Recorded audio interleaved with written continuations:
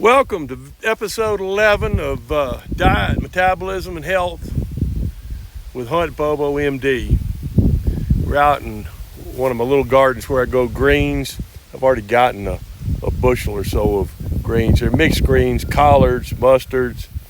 These right down here are mustard greens, and most of those in the foreground are collards, and then behind that are purple top turnips. Over here are my deer and cattle and goat eating purple okra. I've had a good crop out of them this year. Processing begins with the seed. The seeds are frequently treated with fungicidal agents such as mercury, and there have been poor people given free seed. Beans, let's say black beans, treated with some purple type of powder that prevented a fungus from growing on them, and instead of planting them like they were supposed to, they ate the seeds, and several died, and many got sick with mercury poisoning and other types of incorrect use. But processing includes everything all the way up to putting it on the plate and eating it at the table, and in between can make a world of difference depending on what it is. I'm going to pause and show you the picking. As I do it, I'll go pick a little bit right here and let you see. For you vegans out there, you're not vegans. You're still eating insects and slugs and things in some of your food. But I hand pick my collards. This is a nice collard here. I look at it. Strip off exactly what I want. Avoid the grass.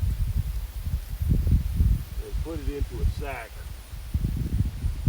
I'm going to pause now. Get set up for some more video. In the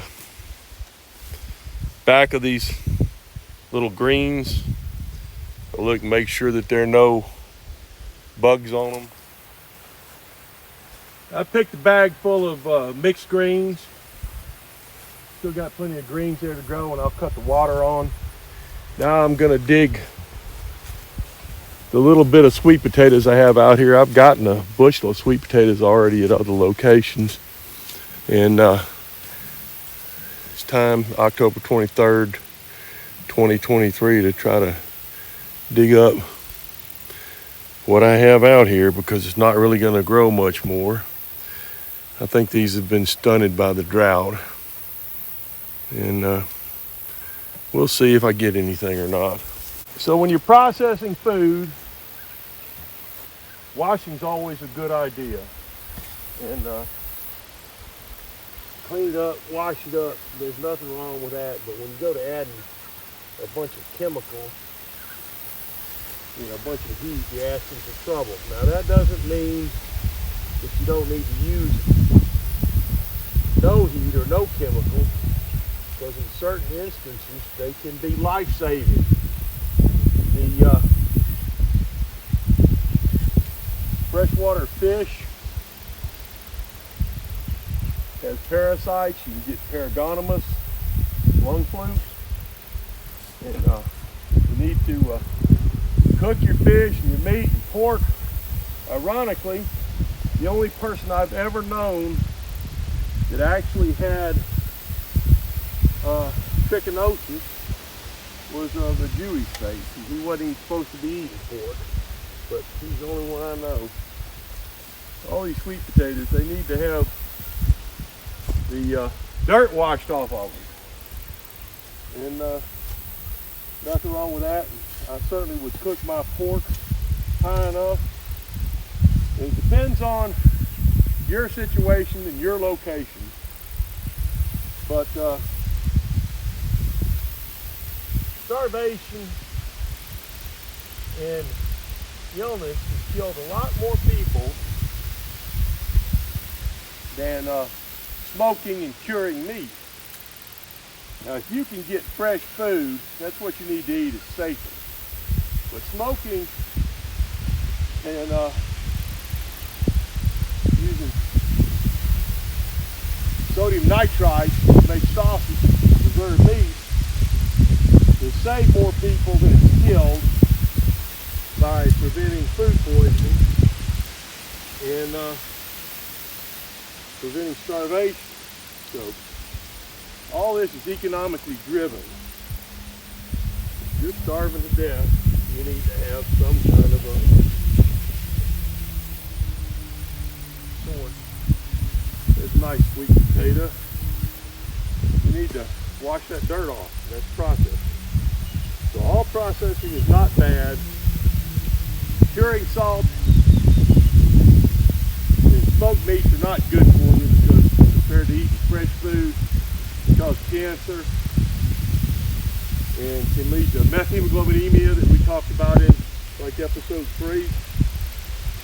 I've eaten a lot of sausage, smoked food and stuff and never gotten methemaglobinemia. But that brings up the key. Balance and moderation are important. You should use whatever balance you're living in and existing in for your situation. And these are just mushrooms down here. No more sweet potatoes. I guess here's one little group right up here. During World War II, there were a lot of places that had starvation around the world. Ukraine had what they called a Holodomor, starvation and freezing to death. And the Dutch had a starvation event, an episode that epigenetically affected people down to the 3rd generation from the starvation of the grandparents. And during that famine time when the Japanese had taken all the food and the people in power took all the food from the people of Guam, the people there had to rely on eating the seeds and the starch from the cycad tree, which we know around here commonly as the sago palm. Sago palms are poisonous with several different components in them that from ancient tribal knowledge they knew they could leach it out by beating the tree, rinsing it with water for a week and fermenting it, get rid of the BOAA and BMA toxins.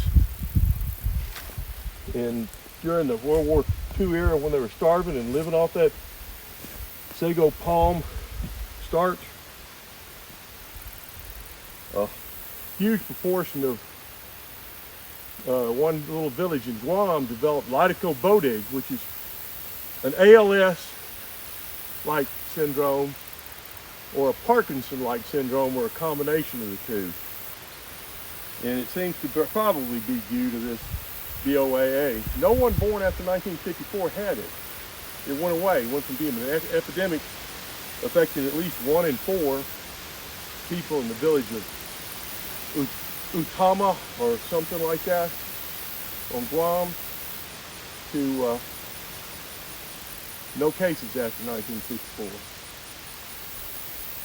But they had actually figured out there, Japan, a little southern island in Japan, and not Okinawa, but and part of New Guinea, how to eat these cycad trees with this poisonous stuff in it. And they still even make it today in that little small island in Japan, but there's a long, laborious process to get the starch out and make the flour, cycad flour, to cook with. And if they take a shortcut because they're hungry and don't have any food and eat it early, they get this toxin and it causes an ALS, Parkinson-like syndrome. There are many other examples of processing being good for those people. If they didn't process it, they'd get sick. If they didn't eat it, they'd starve to death. There's no sense in just pulling a crawfish out of the creek in Missouri and eating it and getting lung flukes. But raw pork is known to cause trichinosis. Evidently, trichinosis is almost unknown of in our commercial pork production. They have screened it out and taken care of it. But I still was raised not to eat pork that's not well done. And when I was a freshman in college, I went to my academic advisor in the chemistry department, a 70-plus-year-old European that was had him and some of the students over. One was a Dutch fellow I rode with, and they were serving little pork strips on wooden skewers cooked over the grill, and everybody was eating them still kind of rare in the middle, and it was against my religion to eat raw pork, and I was kind of queasy about it. But evidently it doesn't occur in Holland that much. Europeans weren't so squeamish about eating undercooked pork. The nitrite, sodium nitrite that's in these sausages, cured meats, is only a tiny fraction. It's like a tablespoon per 10 pounds or something of regular salt. When you use it, very diluted nitrite. It's there solely to prevent botulinum toxin and botulism. And evidently, it's safer and better to use that. And like I say, I've never been blue before from methemaglobinemia from eating sausage, but it can happen. It's dyed pink, so you know it's not regular salt. It's sodium nitrite, not sodium chloride. And too much of it will drop your blood pressure and turn you blue and make you sick. But there are many other parasites that require cooking of your food and meat. So processing has to be balanced. You have to find a center of balance for your situation. You know, there are people starving around the world that are eating various things and have to cook it or cleanse it or process it in a certain way. So all processing is not bad. Cleaning and washing is almost essential, and a good example of processing things to a high degree of precision is the Japanese and their fascination with the puffer fish, fugu. They eat the fugu. Usually a bunch of men get around and drink and eat the fugu, and it gives them a little tingling in the lips. And it's kind of like, I guess, a death-defying act. But if they don't clean it right, and these are registered, highly trained chefs that prepare this fugu, and they keep the organs that they remove in a little glass jar with their name and license number on it for a certain period of time, like 3 years afterwards or something. So if anybody dies, they can have it. And a Japanese neurosurgery friend of mine said he'd taken care of a few people in the ICU, totally paralyzed, on a ventilator for 2 or 3 weeks. Tropical fish poisoning, ciguatera poisoning. There is a dinoflagellate that has a toxin in it that goes through the food chain, and as stuff comes up through the food chain that is stable and doesn't break down, it gets more and more concentrated. So the bigger the fish and the further up the food chain it goes, like a big barracuda or a big grouper, eating along the reef where these dinoflagellates grow. They're little tiny sand-like, tiny little shelled organisms. They become very poisonous, and I've seen and talked to a lady down in the Virgin Islands that had it, and it left her with permanent numbness and tingling and pain in the fingers and neuropathy. Killed people before, ciguatera tropical fish poisoning. And then just before this video, I read about a Canadian process up in New Brunswick, probably from eating too much lobster and other seafood, that originates in the cyanobacterium in a green algae bloom when there's too much phosphorus and fertilizer and manure runoff from the farms. Gets in the water. They've had 2 dogs go in the water with the green algae and died.